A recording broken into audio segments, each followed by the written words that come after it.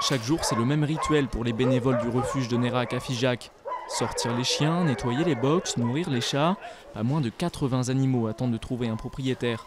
Depuis 30 ans, le mouvement associatif pour la sauvegarde des animaux du Quercy recueille les chiens et chats abandonnés ou maltraités. Cet été, plus de 70 chatons sont arrivés en l'espace de quelques semaines.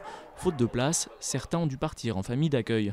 Ça s'explique par le fait que les chats sont rarement stérilisés. Les gens ne veulent pas stériliser les chats, en particulier en milieu rural, et que les chatons se reproduisent. Il y a un coût que parfois les gens ne veulent pas supporter, et après ils se retrouvent avec des chatons. Alors ils les mettent sur les annonces, un chaton à donner, sauf que des chatons à donner, il y en avait partout.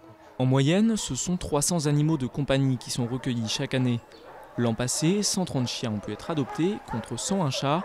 Mais avec un budget de 100 000 € par an, l'association a du mal à rester à l'équilibre financièrement.